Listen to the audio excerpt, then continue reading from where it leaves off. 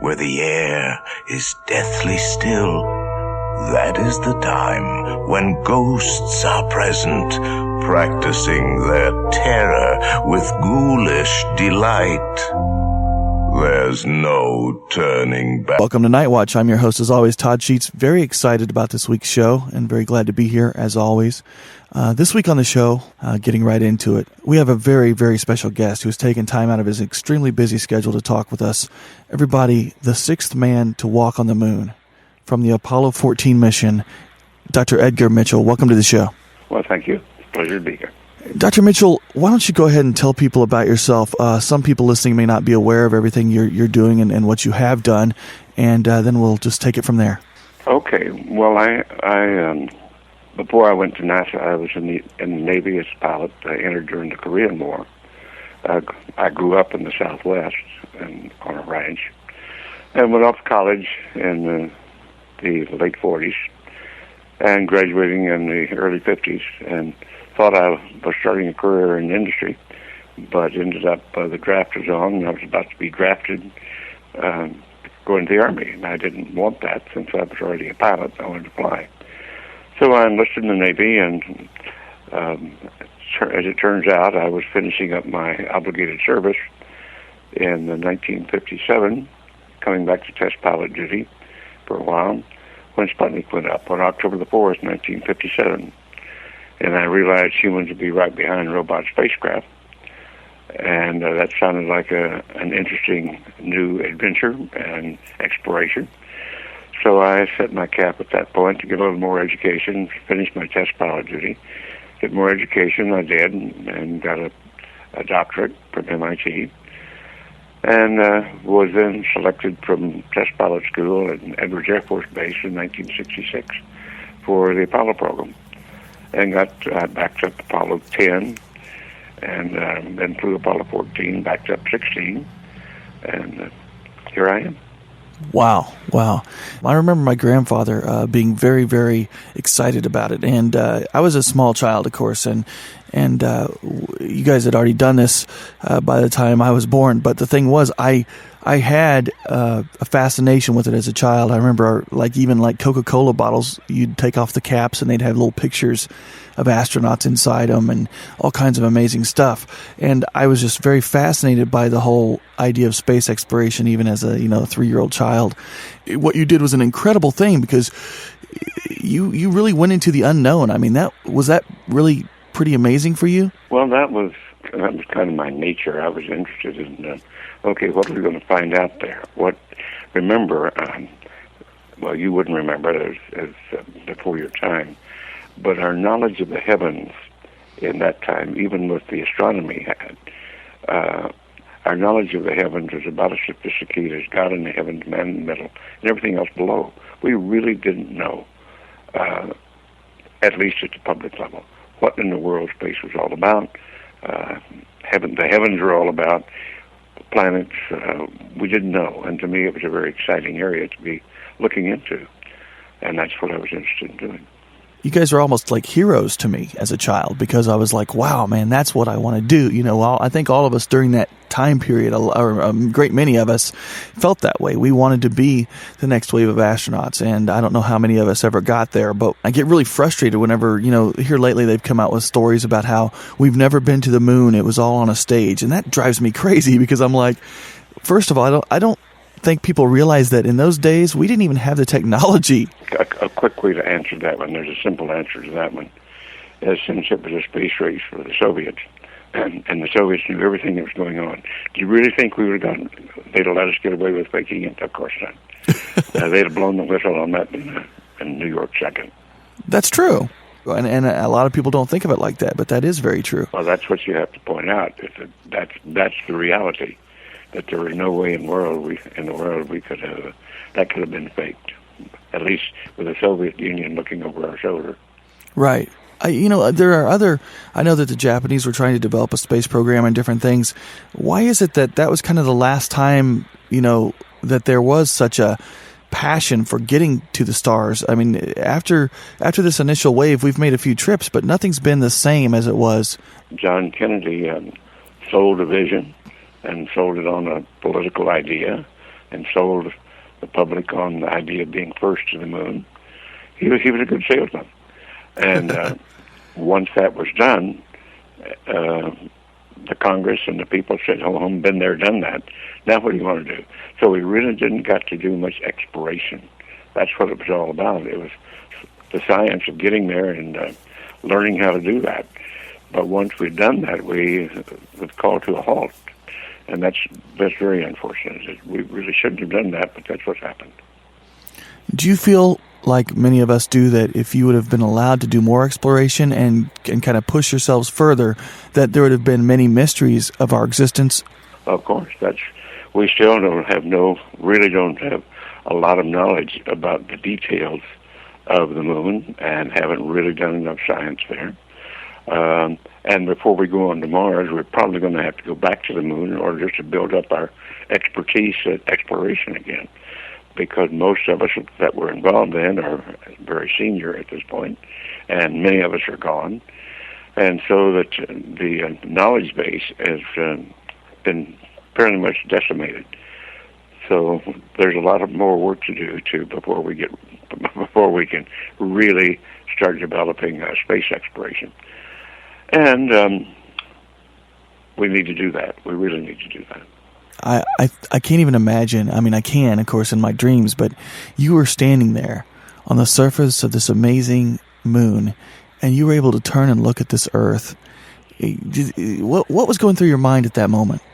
Well, it's an amazing thing. That was one of the more magnificent aspects of it, was to look at Earth.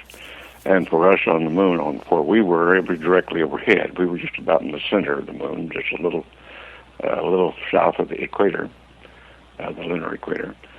But having looked up and had a quick glimpse back to work, because we were so overscheduled with work that there really wasn't any time to gawk and be tourists. We had to stay with our checklist and get things done. We designed the mission to be about 120% of human capacity, in the expectation that certain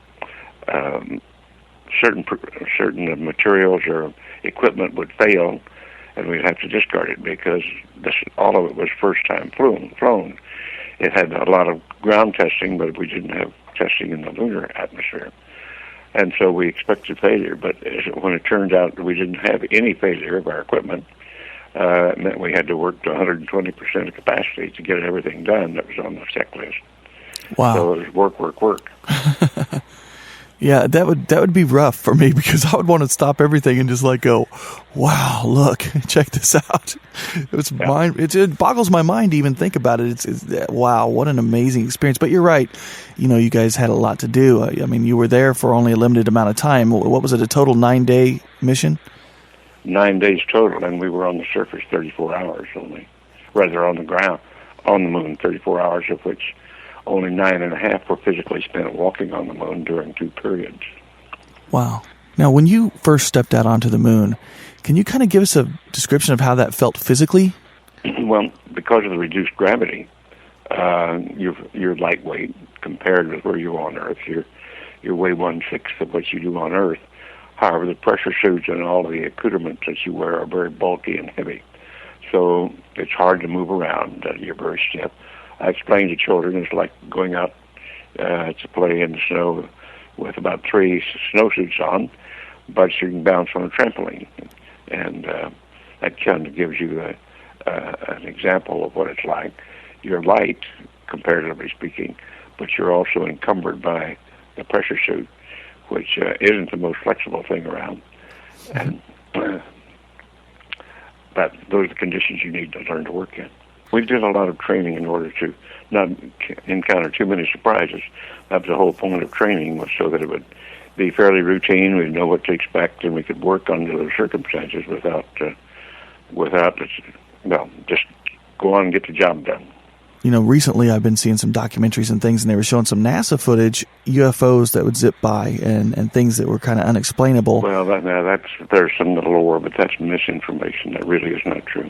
But our job was to bring back data for the geologists here on Earth to work with. There's a lot of lore and a lot of misinformation on all of that. But as far as we were concerned, we were too busy doing what we were supposed to do. It sounds like it too. If you were only like there for 34 hours, an actual, what was it? You said 9 hours actually spent on the surface. Wow. That's a lot to get in there. A lot of stuff to get in there. Yep. And the clock was ticking, and the checklist, we were getting further and further behind the longer it went. But that was the way it was. Now, when you were heading back to Earth, what was going through your mind as you had to leave this incredible experience behind you? Were you kind of relieved to be going back home, or did you kind of want to stay longer? Well, I wasn't any point in wanting to have stayed longer. Yes, there was a bit of nostalgia because we knew likely not come again. But what really happened was, since it was we successfully accomplished our mission, and it was very tempting to relax and just look at the heavens, particularly in my position, since I was responsible for the lunar spacecraft and the lunar surface activities. So when we'd completed all that successfully, I got to just relax a little bit on the way home and enjoy the ride. And I realized from that experience, as we were coming home, and we were rotating to keep a thermal balance on the spacecraft, so that every 2 minutes as we rotated, you'd get a picture of the Earth, the Moon, the Sun, and 360-degree panorama of the heavens. And that was a pretty wow experience to be able to do that, see that. And it made me realize from my studies at MIT and Harvard, while I was doing my doctoral work, that I understood that the star systems are the furnaces that that make matter, that the heavy matter in our bodies and on our planet are manufactured in an ancient generation of stars. And that made me realize that the molecules in my body were a part of that ancient generation of stars. And that was a pretty wild experience, just to experience that. And so having that knowledge in my mind, all of a sudden I realized that my molecules were made there. And suddenly it was a sense of oneness, a unity, that I was a part of a star system. And that was just an overwhelming experience at that point. And once I had that realization, this continued all the way home for the next 3 days while we were coming home. And I was having this experience of realizing that I was a part of a star system like that. And it was an experience accompanied by an ecstasy, a feeling of bliss. And I really didn't ever have any experience of what that was all about. And only when I got back home did was I able to start, and this continued for 3 days on the way home. And so when I got home, I started asking questions and going to the literature, what kind of an experience was this? And I couldn't find it anything in the science literature nor in the religious literature. And so I had some anthropologists over at Rice University help me dig through some of the ancient literature, and they came up with the Sanskrit of an idea called Salvakapa Samadhi, which was a state of being in which you saw things in their separateness, but experienced them viscerally and as an emotion at the emotional level and with ecstasy. And when they described that to me, I said, well, that's exactly the type of experience that I was having. So that was kind of a new experience and kind of interesting, as a matter of fact. Was it during this time that you kind of started thinking of the consciousness of the universe as a whole being similar and tied together? Well, that was it. That was the unity notion came out of that. The sense of oneness. Everything is interconnected in some way. And the ancients knew about this. They call it that somehow nature didn't lose its knowledge. And they call it the Akashic record. We have subsequently in physics learned to understand exactly how that took place and how it does take place. And that's called a transcendental or transformational experience.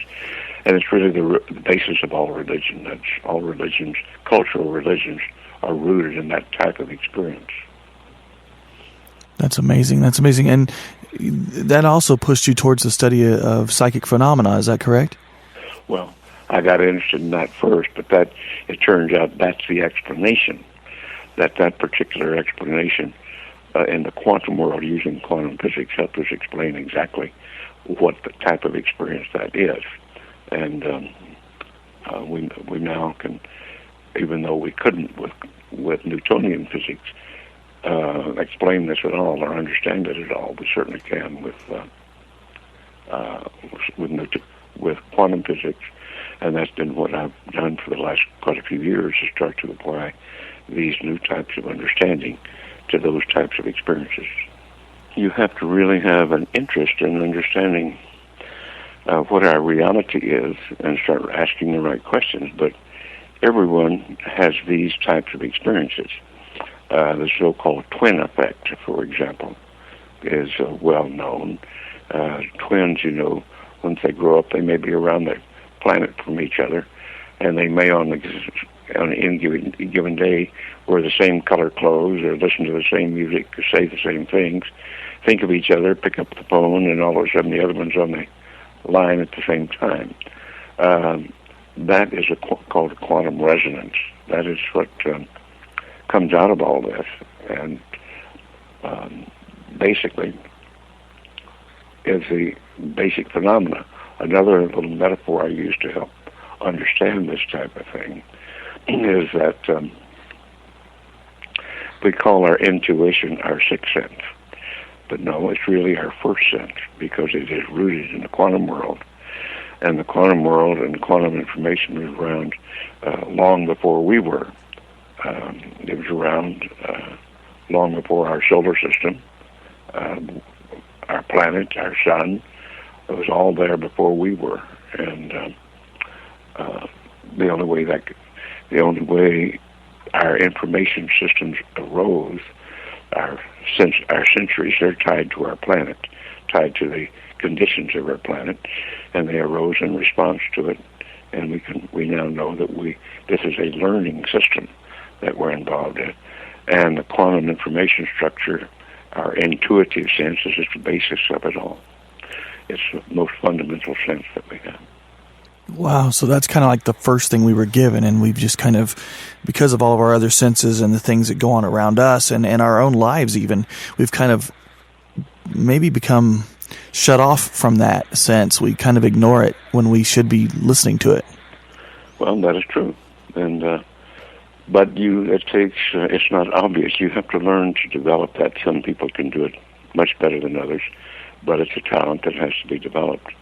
And we are learning how to use it much better, particularly if you study it a little bit. Wow, that's incredible.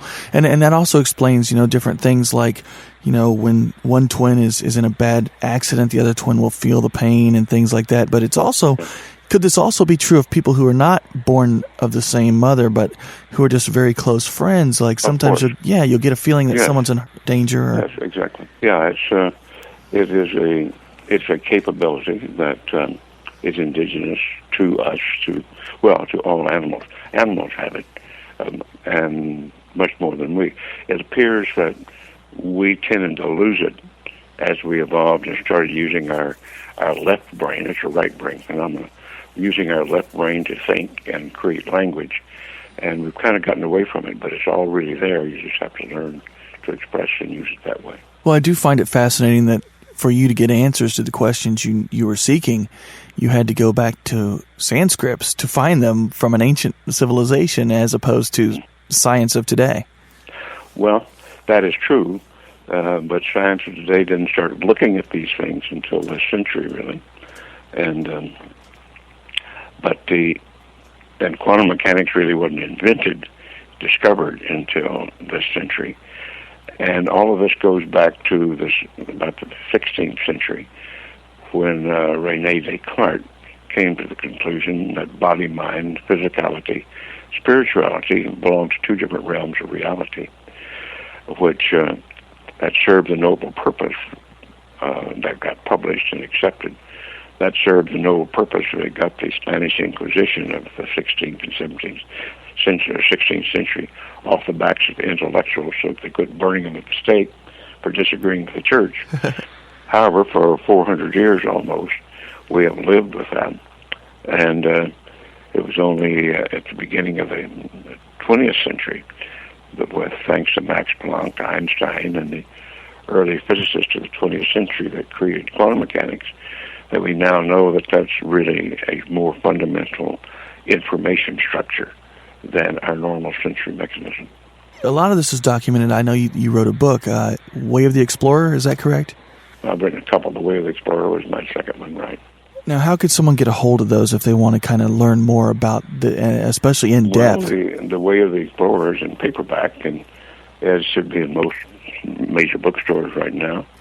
I have them on my website if they're interested in a collector's item.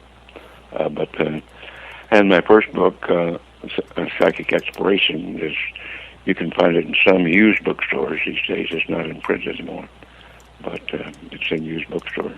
Now, when you talk about the consciousness of the universe, do you feel that if we would all just tap into that it would really solve a lot of problems here? Do you feel that it would kind of globalize our existence, make it more peaceful among all people?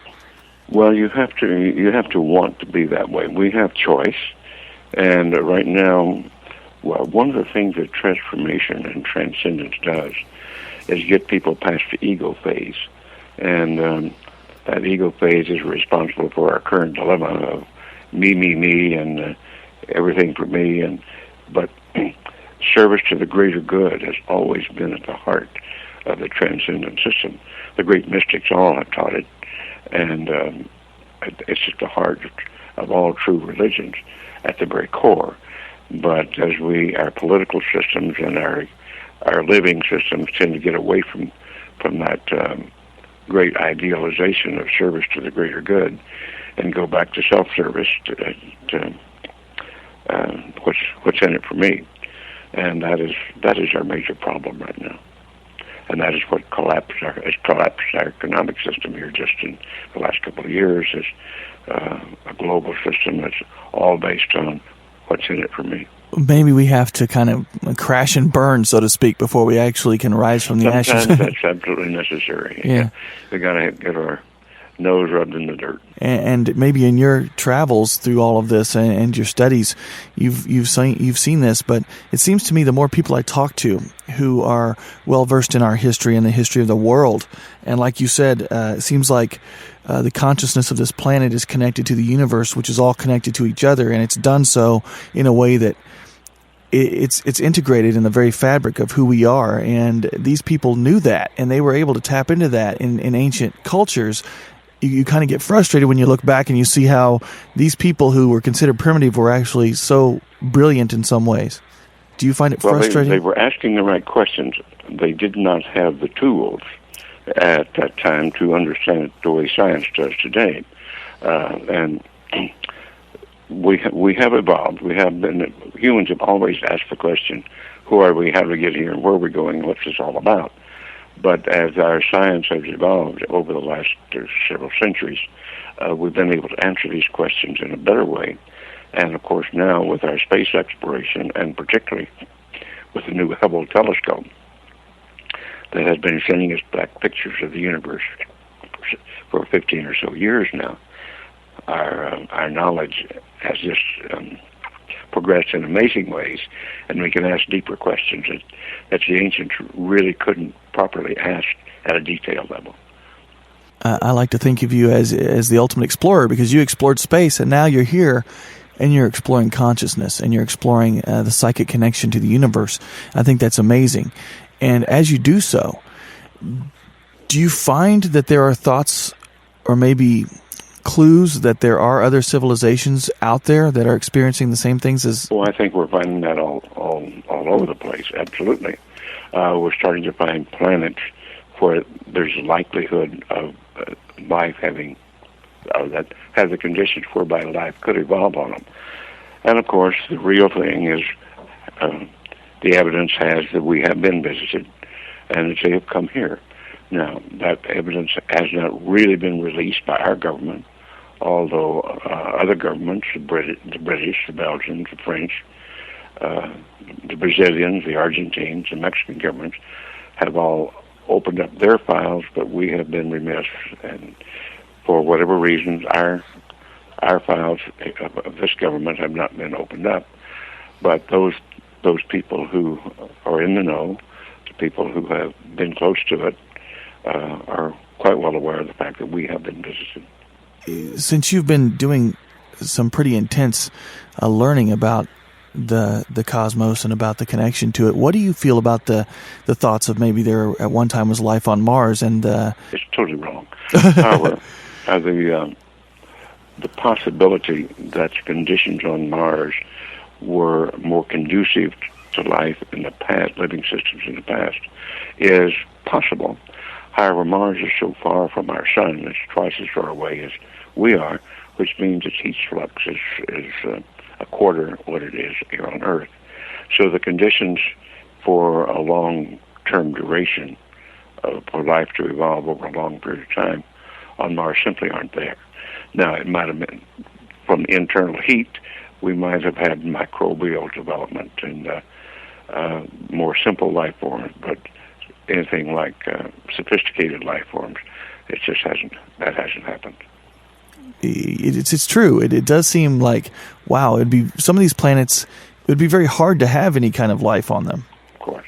We're the only one, this planet's the only one in our solar system that is conducive to life.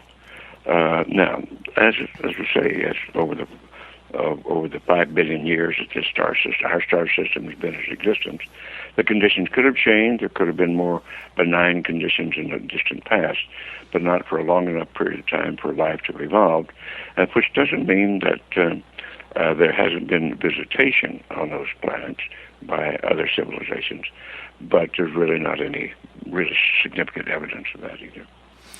And that brings me to another question about other civilizations. Now, if we've been visited by other life, and there is other life out there, you think that's coming from other solar systems? Sure.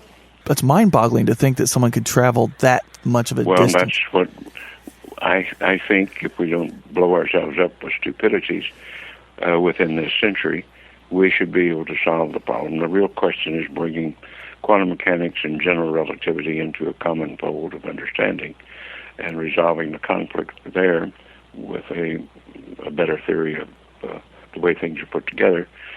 And that's what many of us who are working the field are all about, is trying to resolve these deep questions about the nature of reality at the quantum and the level of a very large general relativity model. And it's not easy. I've been working on it for quite some years now. Do you find that the more answers you get, the more questions open up? Of course. The more we know, the more we realize how little we know. Been Wow. the case for a long time. Yeah, there you go. And does this tie in any way to what are your theories on time travel? Time is simply a local measure of the speed of process. And that's the model I prefer to use. And time is only linear. It goes in one direction. Do you think that we are kind of stuck in our own thought process still on that, and that we need to kind of open up to accept the fact that the rest of the universe, the rest of the consciousness, as it were, is not tied into our times and our timeline? Well, I think when you think about it, really, that's the way it is. Time is, our system has developed. Our sun has its timeline for development. So do all the other stars in our galaxy, and this whole idea that there is a time progressing, but we only measure it in our particular time frame. Now, Einstein, one of his formulation, general relativistic formulation, is correct that doing this, time does seem to compress as you accelerate. There is a connection between what you observe of time and your acceleration. But that is just a model of what time is all about. And we have indeed demonstrated if you accelerate, then the time you're measuring changes. The one thing that's in conflict, you see, is that the concept of non-locality in quantum physics, and that nothing can progress faster than the speed of light. That's in conflict with general or special relativity, and that's what we have to resolve, and have not been able to resolve successfully in the current science. Maybe once we do get to that point, like you said, well, it'll open up a whole new way of looking at things, I'm sure. Yeah, a whole universe, as it were, will open up before us, and that'll be amazing. I look forward to that day. Oh, so do we. So do I. That's true. And now you still go around and do lectures and things around the country? Yes, I do. I have a fairly active lecture schedule. Very awesome, very awesome. And how could people learn more about you if they wanted to get in contact? My website, EdgarMitchellApollo14.com, or my Noetic website, noetic.org, or I have another website called Quantrek, QUANTREK.org, which talks about the various activities we're involved with. Excellent, excellent. Well, I do want to thank you so much. It feels like we're just scratching the surface here, so maybe down the road we'll have to bring you back on, because this has been... Okay, that'd be good. Wow. All right, thank you very much. Thank you so much for being here. You bet. Bye-bye now. And that was Dr. Edgar Mitchell right here on Night Watch. We'll be right back after this break.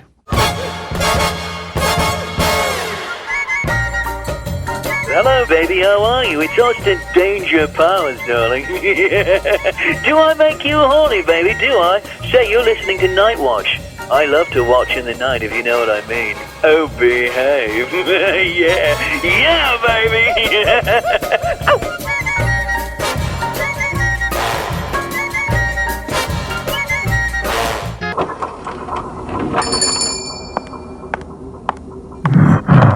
What is your pleasure, miss? Have you got the new issue of Gore Zone magazine? Sure we have, ma'am. Top shelf to the right. I've been waiting so long. Oh, I can't wait. Mind if I check it out? Sure. If you can handle it.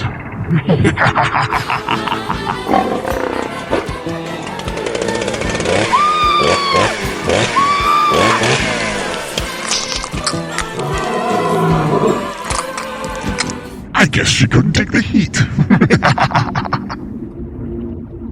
Visit your nearest newsagent and get Gorezone magazine today, or buy direct from www.gorezone.co.uk. For more details on stocking Gorezone magazine, visit www.specialistmags.co.uk. Hey, you're listening to Night Watch, and keep doing it, else I come over there and put my boot all up in your ass.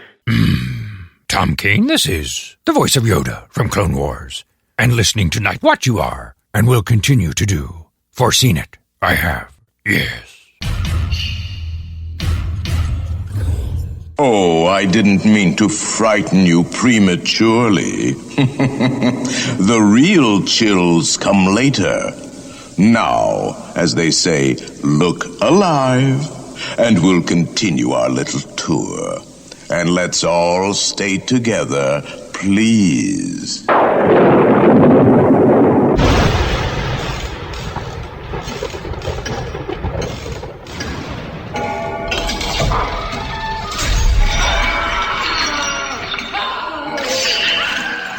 Listening to the Night Watch Show on the Casey Host Radio Network.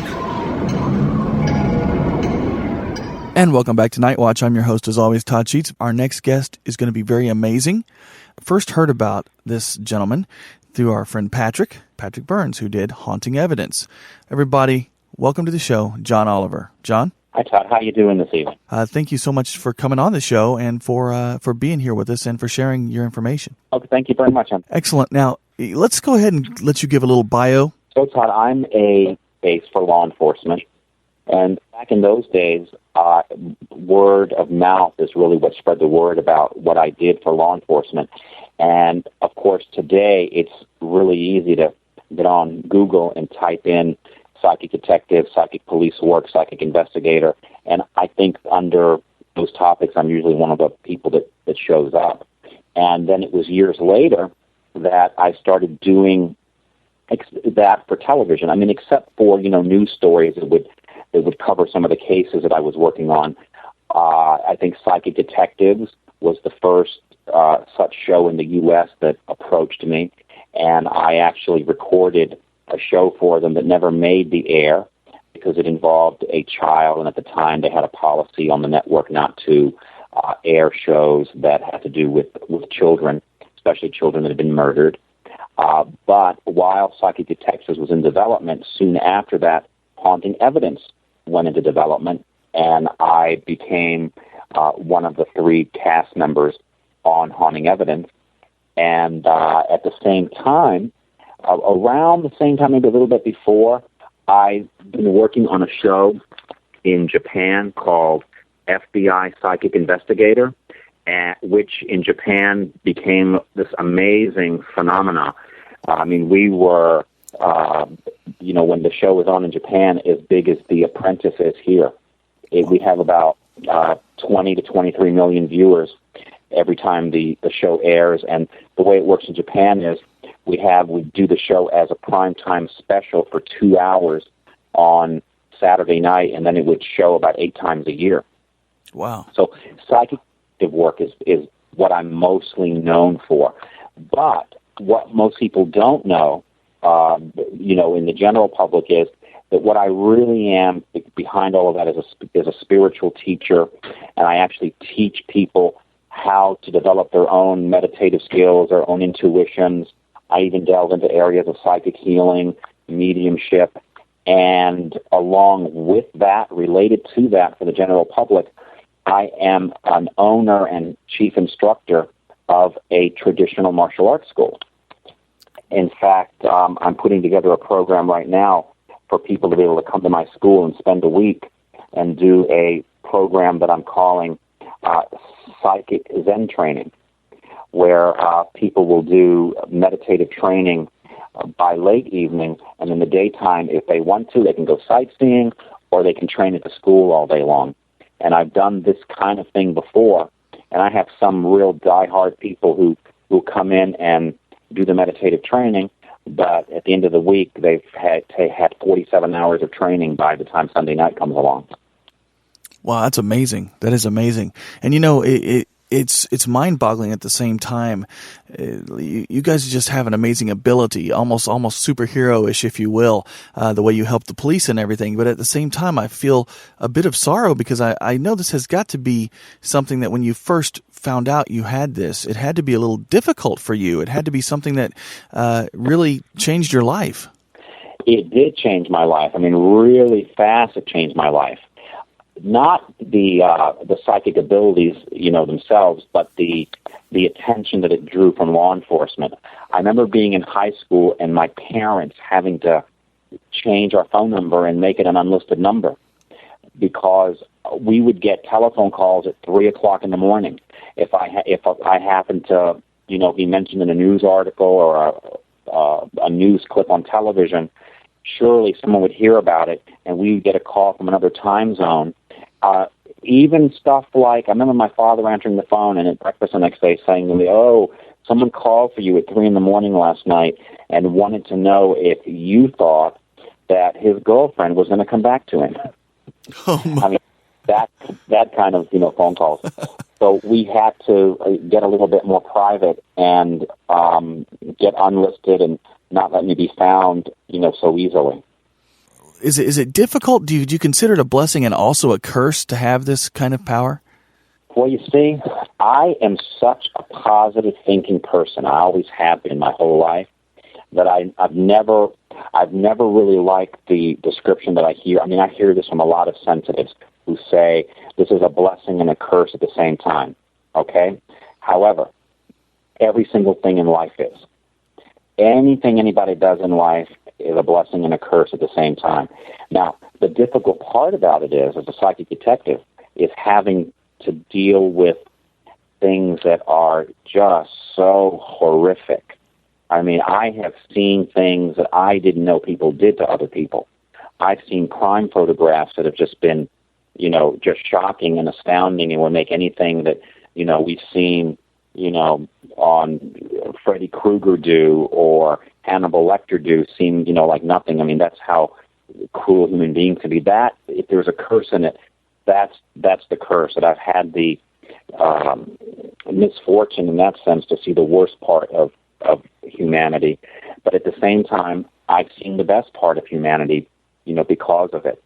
The curse part of it also is that you can't really, in every single case, snap your fingers and solve a case. You see things. There are cases that are still out there now that I know who did it. The police know who did it, but there's something called forensic evidence that we are lacking in order to prove that. That is very frustrating. I'm sure it would be, and that's, I'm a big fan of the show Medium, and as I watch that from time to time, I realize, man, that would be the hardest part, because here are these people that, she knows, she feels it, she sees it. Other people see enough to know that, yeah, this is probably what happened. The only thing they're lacking is that one piece of DNA or that one piece of hardcore forensic evidence. They've got him to the wall on everything except that one piece, and if they don't have that one little piece, the guy could walk. Oh, absolutely. Exactly right. And you have to also be careful about something that we all know about in law enforcement called probable cause. You can't search a person's car or an apartment because of something that a psychic said. And if that becomes the reason for that and anyone ever finds out, well, that case is thrown right out of court. And that's a very fine line, that you have to walk. Exactly right. And fortunately, in the cases that I work on, I have protocols that you don't really see expressed in Haunting Evidence because it is a TV show. And the protocols that I follow have to do with a certain confidentiality where I don't even like for the family to know that I'm working on the case. I don't take cases from families. That's one thing. I know that there's psychics out there, and God bless them, that you can call up and you're a family member of a missing person, and they'll take the case, and in some cases charge a fee for that, because that's what they do for a living. I don't enter into dialogues with family members except in the control situation like Haunting Evidence or FBI Psychic Investigator. But when it's just me and law enforcement, it's just me and law enforcement, and I don't take any cases unless law enforcement that is in charge of that jurisdiction makes an official request for my assistance. So the neighbor can't call and say, "Oh, John, don't you know in our hometown here in Smithtown, Nebraska, we have this case. Can't you look into it and tell me what you think? Because I'd like to give the information to the police." Unless the police contact me, I don't do that. So one of the protocols I follow is confidentiality, and I do that for a few reasons. Reason number one, there's such a thing as jurisdiction, and you cannot work on a criminal investigation unless you have jurisdiction to do so in that jurisdiction. So you have to be asked by that agency to stick your nose into it. Number two, if a family member asks for one to work on a case, and I give them information, what can they do if law enforcement isn't cooperating with them? Not much. And number three, and related to that, is that there are a fair number of cases where the perpetrator is in the family. And how are you going to handle that with a family if you don't have law enforcement overseeing that or in charge? It's very difficult. Well, it could also be very dangerous in that situation. I mean, you're in there giving them information, and the guy's finds out that you know something, and he could come after you. I'll tell you a famous case where I know this happened. Now, this wasn't my case, but I heard about this. It was another fairly well-known psychic detective who was working, who had been asked to work on the Lacey Peterson case. You remember Lacey Peterson, of course, and Scott Peterson. And she turned up in the Bay. Well, his mother contacted a psychic detective and asked this psychic detective to work on the case. Well, we all know who got convicted later, her son. So that treads on very sensitive, delicate territory. So anyone who is listening, this is something I say in many of my lectures. Anyone who is listening who has a dream or has a hunch about some case that they see on TV, please don't call the police up and give them your 2 cents about it. If they want your help, they'll contact you. And I know it's kind of a catch-22, because if they don't know you, how are they going to ask, for your help? But at the very least, don't call up with every dream that you have and send faxes to departments, because that's one of the things that happens in any cases that I work on. Anyone who has a dream, anyone who has a vision, all these messages keep coming through, and a lot of times they have to be followed up on, and it just clogs up the investigation. Again, a lot of people, like you said, will be saying, well, they don't know me. They don't know of me. How I have this information. How do I get it to them, since I'm not a well-known psychic? I'm not a well-known medium. No one knows me. How can I get this information? If someone feels in their heart that this is really true and it just keeps reoccurring to them, how would they get that information without sending it in? I mean, that's a good point. What I would do, if someone is really that compelled to do that, I would have it submitted over to law enforcement in some official capacity so that it's taken more seriously if someone's really that serious about it. And how would you go about doing that? I would suggest having it delivered by an attorney. Yeah, if one is really serious about being a psychic detective, have it done as officially as possible. Have it done through an attorney. Have an attorney submit the information, or have an attorney contact the DA or the head investigator and say, I have a client who happens to be a psychic who has this information. Would you be interested in getting it? And at least they can say yes or no. That's a very good point. What people don't realize is, if law enforcement hasn't asked you or hasn't called a psychic in, maybe they have leads and clues. Maybe they even have the case solved but are looking for that evidence. That's really good advice, actually. Very good advice. In your line of work here, for lack of better terms, I know you mentioned that there were times when, the images were haunting and they were very shocking to you, and it was very dark and very, very hard to witness these things. How do you deal with that? Is there like a cleansing process you go through? Right. Well, fortunately, my meditative training helps me with that, because anything that anybody does in life that's potentially traumatic, whether it's a soldier, that's probably top of the list right there, a police officer,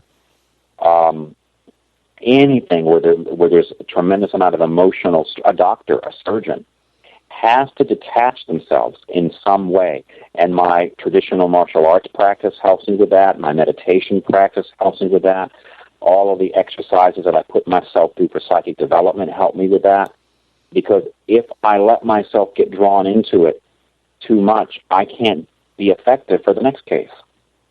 I can't be my best if I am emotionally caught up in it.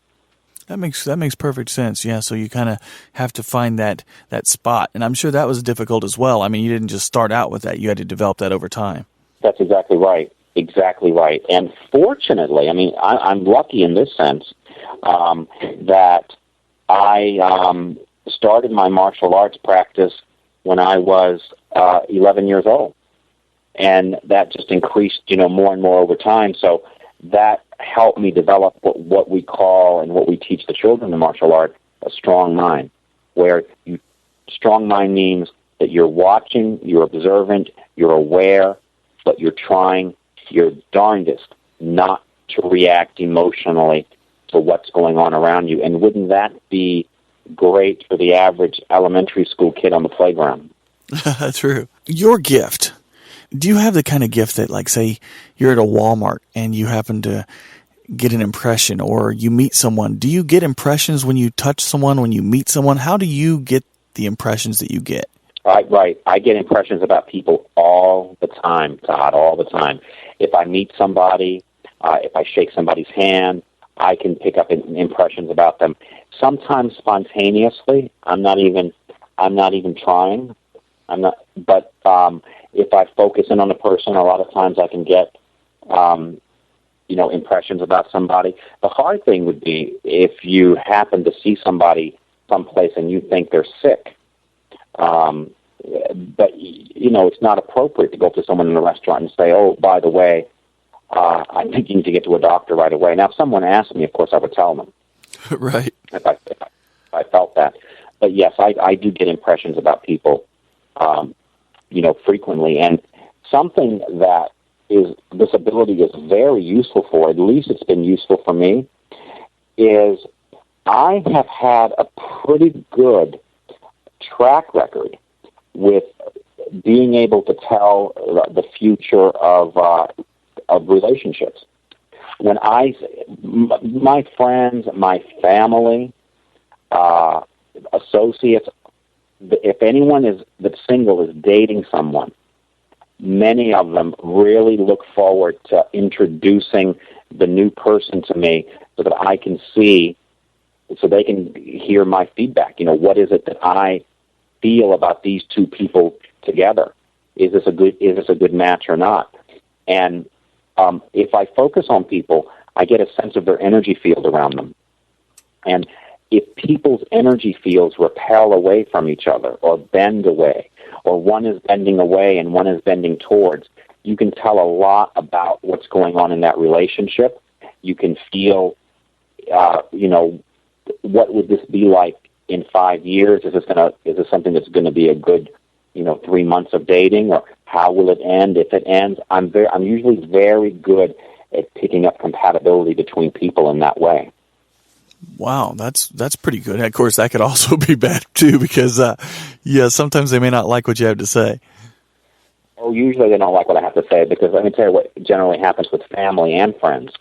I have a good buddy that lives in L.A., and over the years, every time he's dating a new woman, after 2 or 3 dates, he has to invite me to lunch with them.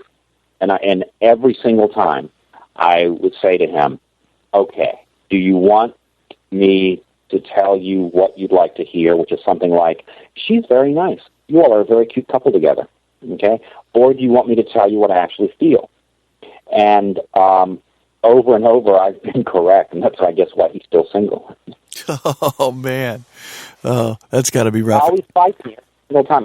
One time in particular, he introduced me to a woman that he was dating very seriously, thought he was going to get married. I mean, they were all over each other. It was one of those, you go to lunch with a couple and they're practically feeding each other and goo-goo gaga all over each other. And anyway, when I got home, he called me later and he said, so, well, what did you think of her? I said, she's a very nice girl. She's really, really into you. You're really, really into her. I like her. She's a great person. But I can't put my finger on it, but she has the vibrations of a married woman. He said, what? And he thought I was just crazy. I said, I'm not telling you from anything logical. She has the vibrations of a married woman to me, and I can't tell you what that means, except that I feel it really strongly. Well, about 6 weeks later, she mysteriously broke off their relationship, and a month later, she married somebody else. Oh, man. Ouch. Yeah, so what did that say? She obviously might have been not married, but already committed to somebody else. Right. It was in the cards, so to speak. Yeah. And it's got to be kind of difficult as well whenever you're like, I don't know, it'd be hard if you're just in public and you get this vibe. And I really like the movie Unbreakable. I don't know if you ever saw that with Bruce Willis. And he'll be standing there and he'll accidentally bump into somebody and he'll get this flash of an image or an impression. And it's how would someone act about that? Because I'm kind of curious about that. I'm a little bit even worried that people I know that have this ability, it's scary. I mean, it's scary. How would you go about if you bumped into someone and you saw something truly horrifying? What would you do with that information? I know. That's exactly right. What would you do if I saw something truly horrifying? Maybe I would try to intervene, and do something and take it as a sign that maybe I'm supposed to say something. Fortunately, spontaneously in public, out at restaurants or shopping or walking around the streets of New York City, that doesn't happen to me. I can't recall an incident where something like that has happened. I mean, I guess I'm involved in enough police cases and cold cases that I'm able to direct my abilities in that direction. But fortunately, in real life, that hasn't happened to me too often. Well, that's good, actually. I think at this point, yeah, that's a good thing. It's always a nightmare. But at the same time, man, I'm really impressed with the fact that you're able to go in and help the police and do this, because that's a really cool. I mean, it has to feel pretty darn good. I like what I do in that sense when I'm able to give them information that helps them, something maybe they didn't know before, or an angle about a case that they haven't thought of before. I like that. I like that, and I think in the future there'll be more and more people that are intuitive specialists in this way, with law enforcement. I don't know if it was my destiny or at the wrong place at the wrong time, but it's what I do, and it is gratifying to be. Anytime you can do anything to help somebody else, it's gratifying. Now, you mentioned something that kind of piqued my curiosity. Now, were you born with this ability, or did you have like a fatal accident? How did this happen for you? Well, I think that I was naturally, came about it naturally. I have tendencies toward heightened intuition, I guess, just because of the way I was born or my childhood circumstances, perhaps. Sometimes, if you put a certain type of person in the right opportunity, it might unleash a certain ability in them that they wouldn't have known that they had. I mean, what about if Bill Gates had been born 10 years earlier or 10 years later? He probably wouldn't have started Microsoft. True. Because he probably wouldn't have come along at the right place at the right time, where the opportunity for him would have been there. Well, I think it's the same thing for me. I often wonder what would have happened if my mother hadn't sent me to martial arts training. Now, before martial arts training, I had psychic experiences, but my psychic experiences were mostly phenomenal, three-dimensionally, which means that as a child, I was the kid, like the boy, in the sixth sense, that was seeing ghosts, that was seeing dead people, okay?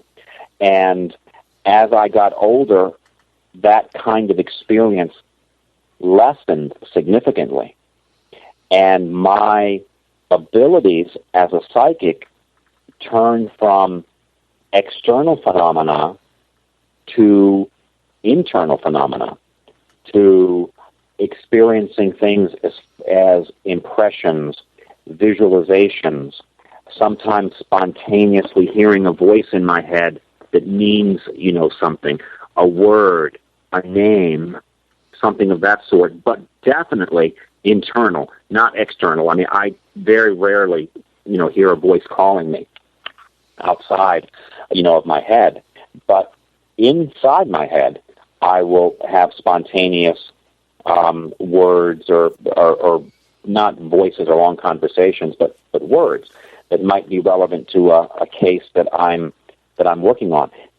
So then when I got older, maybe like many children, they would have ended there, because a lot of children see spirits. A lot of children do. All right. So it might have ended there, but because I happen to be one of those kids that at the right time, mother sends to martial arts training, and I learned strong mind and I learned meditation, that by doing that, it started unleashing that innate ability inside of me that was always, there.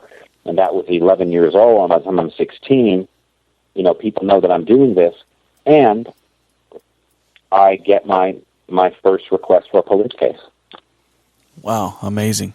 And you also talked about martial arts, and I do find that, spiritually speaking, a lot of the Asian arts, such as the meditation techniques and the martial arts techniques, do bring you closer spiritually to certain goals, whereas a lot of religions in America, they're spiritual, but they're not the same. I don't even know how to put my finger on it or how to explain it, but it seems like the Asian arts and the Asian religions are more in tune with the spirit world in general and with the consciousness of the universe. Let's say I had a guest on earlier that talked about the consciousness of the universe and the unifying spirituality of the entire universe. The Asians seem to embrace this and tap into it more than many of the other religions. Right, because you see, there's a difference a very important thing to distinguish here, Todd, between religious dogma and personal experience.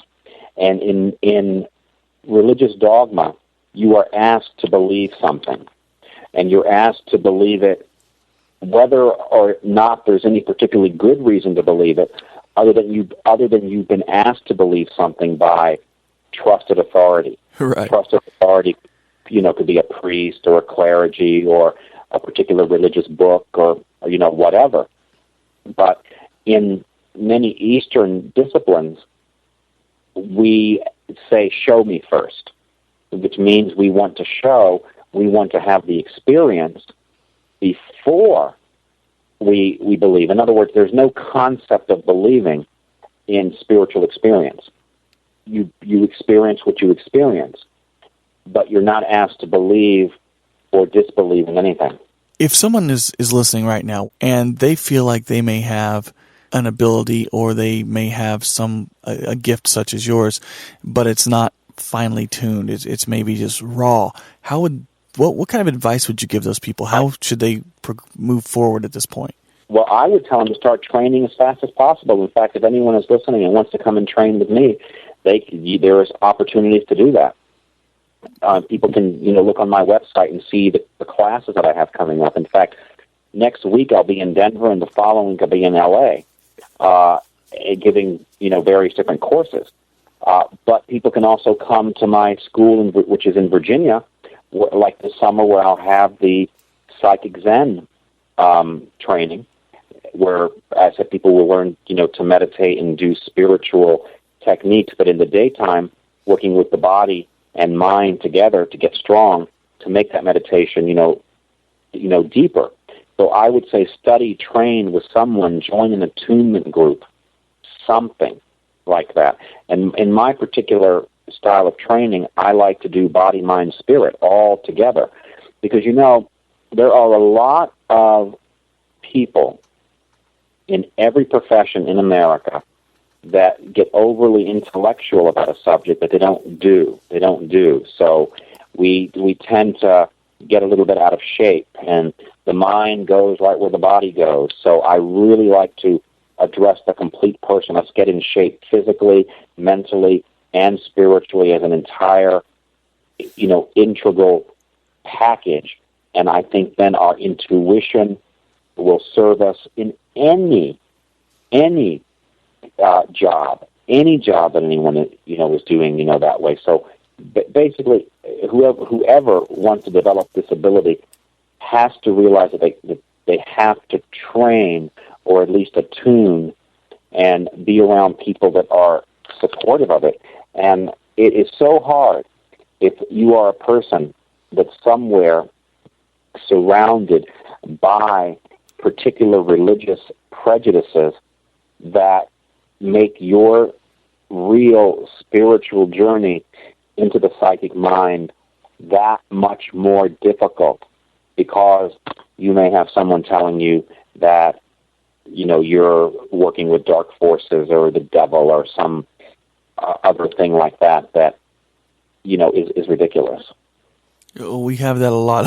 I'm living in the Bible Belt. Matter of fact, it might even be considered the belt buckle here in Kansas City, Missouri. And for a long time, you couldn't even talk about these type of subjects here until, of course, the television shows have kind of made them popular. So you can actually talk about them a little bit more now. I mean, Ghost Hunters is available in Target, so people can go and buy it, and it's a little more safe now. Whereas before, man, if you even brought up these kind of subjects, you were just an outcast, and people looked at you horrified, and they would run away. Basically, you couldn't talk about this kind of stuff. That's exactly right, and that's the wonderful thing that the television shows and the media in general has been doing.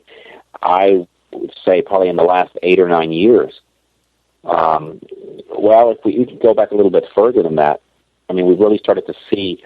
I see the psychic phenomena trickling into the media really big time when Montel started having Sylvia on, and then John Edward doing Crossing Over, and then Psychic Detectives came along, and then Haunting Evidence came along, and Paranormal State has come along. So it's just becoming much more mainstream now, because the fact of the matter is kids that are 15 years old, as far as they all remember, we've always been on TV. That's true. So that generation is going to be impacted in their psyche in a much different way than any of the above people just mentioned, will be, because, John Edward didn't grow up watching Sylvia on TV, and neither did I. So what will that next generation be? There's a boy somewhere probably in Kansas City that probably can do what I can do, and he's 15 or 16 years old. And fortunately, he's seen me or John Edward or one of the other psychic detectives on TV already and realizes, wait a minute, there are people out there that are actually doing this, and some people that have making a living doing it. The more people, I think, that become involved with the police, like you're doing, that become more involved with the public, I think this is a great thing. I think it's something that can really help all of us in the long run. And even people that are helping out paranormal groups that are investigating the paranormal in locations that are supposed to be haunted or whatever. You mentioned people practicing and not reading so much, not just concentrating on the one. You talked about mind, body, spirit. And I see, sometimes, especially in the winter months, a lot of the groups that are normally out there, looking for evidence and hunting for the clues of hauntings and things in these paranormal groups. Well, during the winter, they can't investigate as much, and they're kind of just, it just kind of becomes stagnant because it's just constant research, arguing about ideas and arguing. And I'm like, what are we arguing for? My gosh, this is such a new field. None of us know anything. We're just out there speculating and doing our best to make it work. Let's all continue on the mind, body, spirit. Let's get out and get out and investigate, get out and put our theories into practice and work together with people like yourself. Don't limit ourselves to one tool or two tools. I think you are an invaluable tool for investigating these kind of things, not just current crimes, but past crimes, things that have happened years and years ago. That's right. At least, and if we can't find evidence, at least if we find some sort of psychic evidence, we might have some, at least intellectual resolution as to what may have happened in a particular case. Exactly. And who knows, taking you along on a case could open a door that we had not thought of, or that we didn't even begin to know was there. And now we're on a new path that we may be able to get physical evidence at. We may be able to find things out on that path that we couldn't find on the paths that we had previously been on, because you were there, you found something, you felt an impression, you saw something that moved us in that direction. That's exactly right, and that's frequently what I've told, law enforcement. And, when I'm asked by law enforcement to work on a case, generally they already have some degree of hope or openness or respect for what I do. And if there's, some other detective lurking in the background who doesn't, what I always say is, look, it can't hurt. We're in confidentiality here. It can't hurt. You can listen to what I have to say, take it or leave it, and be open-minded enough to see if something, might come of it, especially, in a cold case where there is, basically a cold case means there's no place else to go. Right. And many of the cases that you see documented on psychic detectives or haunting evidence on True TV are cases that are cold. And you see over and over how interesting it is that you insert a psychic into a cold case, and cases that may not have had a chance to be solved get solved. Well, it's like that's what brings it into the realm of the paranormal, because when you've traveled down every normal pathway and all leads are exhausted, then I suggest, what's it going to hurt to open up another alternative, which is, in your case, something that is paranormal. It's a psychic connection. It's something that is not what they perceive as a normal way that detectives would find information. You, of course, would see it as a normal way because you are a detective. You're just a different type of detective. So I think opening that door is just going to give them more opportunities. And I like to see the fact that people are doing that now, whereas before, man, they would never think of such a thing. But now they're really opening up to that. And it's because of people like you who have done these things and have had positive results. That's right. And again, we can't underestimate because those positive results have been shared with the public, by the media, by the television shows. I think pretty much everyone in America, it's not a surprise to anyone walking down the street if you ask them, well, do you realize that psychics work with the police? I think most people, say, yeah, they've at least have heard of that concept. Can you remember, Todd, when people did not know what crossing over meant? When the people in the diner didn't know what crossing over meant? And you can ask anybody in popular culture now or say crossing over, and they know that means to die now. And that's largely because of the show Crossing Over and because of shows like Ghost Whisperer and Medium, which are very, in many ways true to life. In fact, we know that Medium is after our good friend, Alison Dubois, in her chronicles with the district attorney's office where she worked.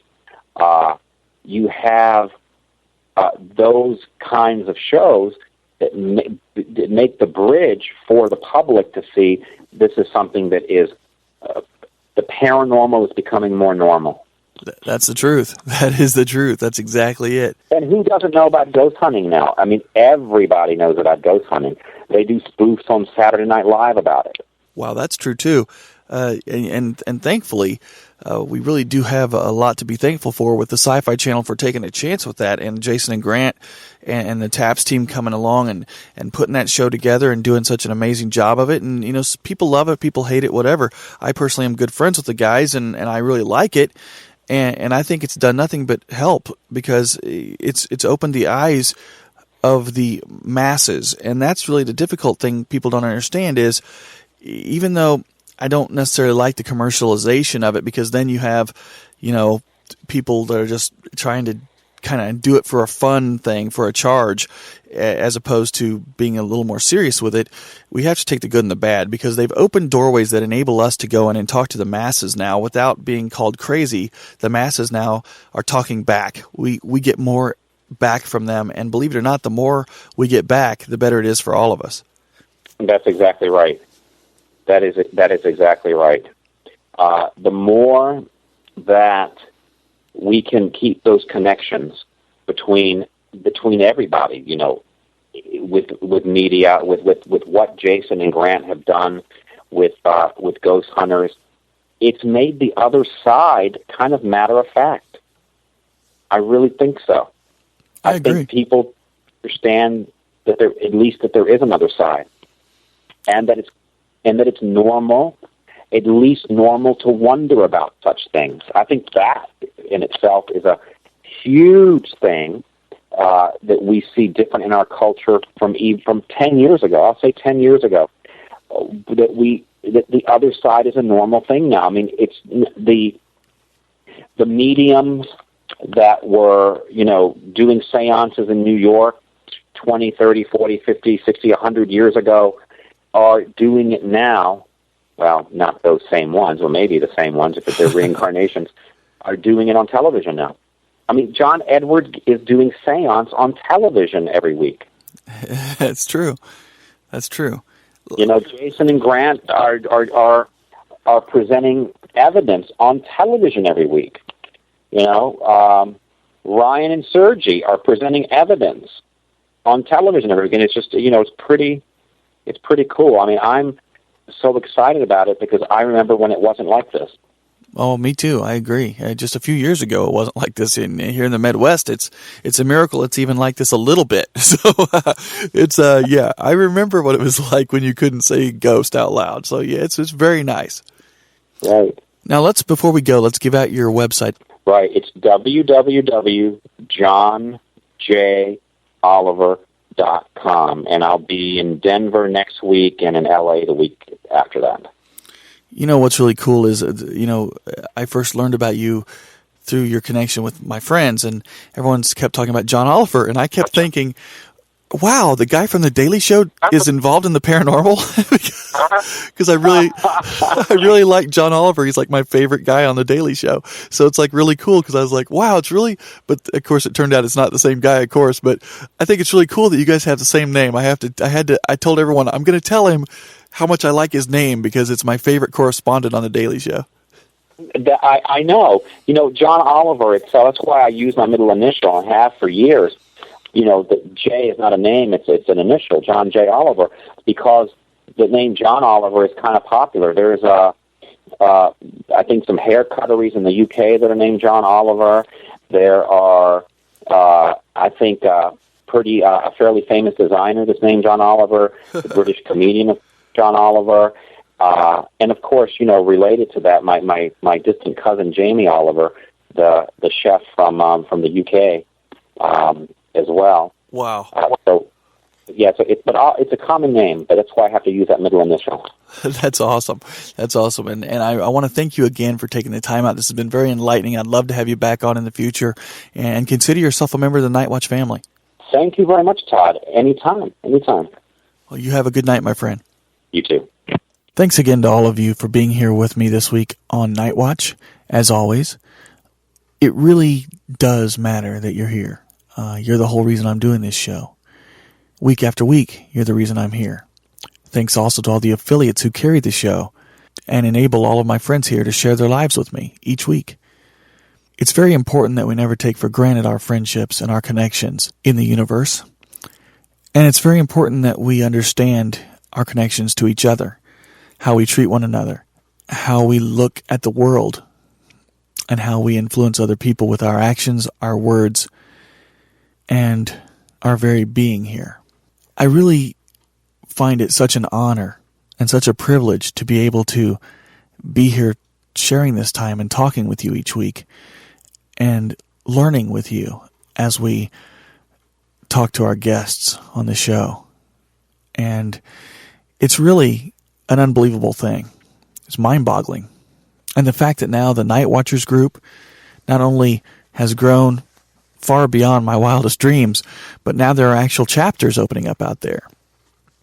I remember the first chapter, Amy and Jason in Omaha opened, and I was so ecstatic about there being one chapter, an actual physical body called the Night Watchers, where people could go and talk to them and investigate with them, and they have, a way of doing things. And I'm like, wow, this is just awesome. And then more started popping up. It just keeps growing and growing and growing, and I'm like, wow, this is really amazing. Really. I'm so excited by it. I really am. So thank you all so much for being a part of something that I truly, honestly believe in 100%, and that is working together to find answers to all these amazing questions that keep popping up in the world of the paranormal. Thanks also to all the people who come to our Night Watchers events and hang out with us at these amazing locations all over the country. I've met so many amazing people. I learn something new every time, and I can't stress enough how amazing that is. A lot of people write to me and give me their thoughts on the show. I want to thank you for taking the time to drop me a note. Even if it's 1 or 2 words, it means everything to me. Thank you for that. And I do try to reply to each and every person. Sometimes it takes a little while, but I do try to make it happen. Man, I just love it. I had a letter today, someone saying, thank you so much for allowing me to be a part of this. And I was like, no, thank you for allowing me to be a part of it and for helping me learn. And once again, if anyone wants to be a part of this, and this is not an infomercial, I'm just telling you in case you want to be a part of it, it's easy. Go to nightwatchers.info or nightwatchersevents.com and sign up for an event and come out and meet us all in person and hang out with us. It's an amazing experience, and it's something that you won't forget. A lot of people are making lifelong friends doing this, and I happen to be one of them that's lucky enough to do that. It has changed my life, honestly. This show has been just an amazing gift that I refuse to take advantage of. I refuse to take for granted. I know how important it is. I know how wonderful it is. I know how very lucky I am to be here with you. So until next week, stay safe and pleasant nightmares.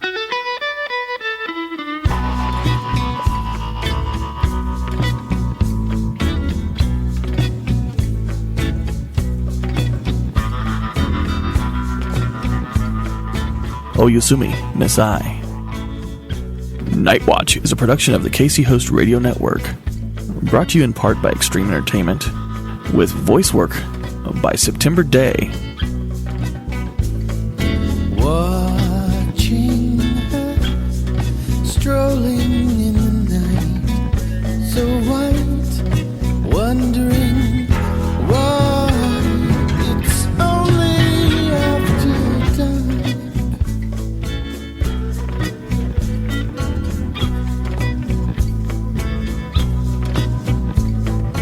In her eyes, a distant firelight burns bright, wondering why it's only after dawn.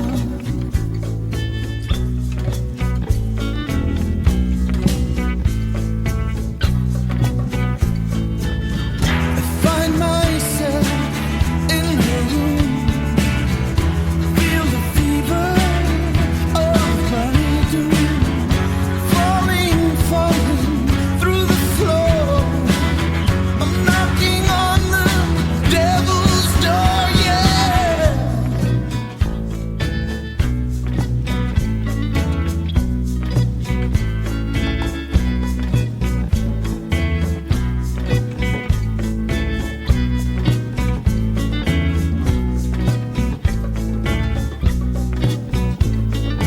In the dawn, I wake up to find her gone, and a note says only after dark.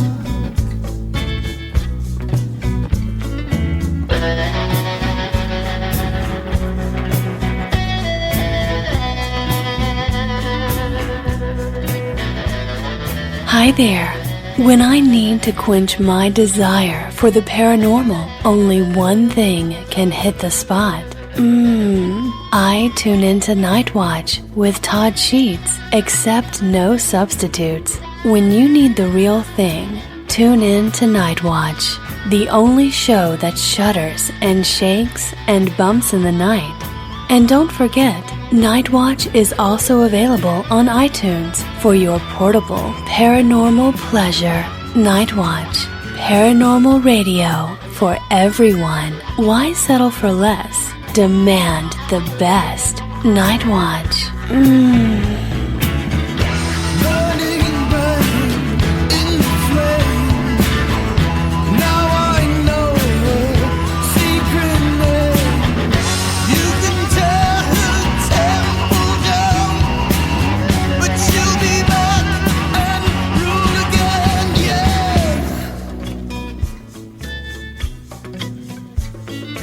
In my heart, a deep and dark and lonely part wants her and waits for after dark, after dark, after dark, after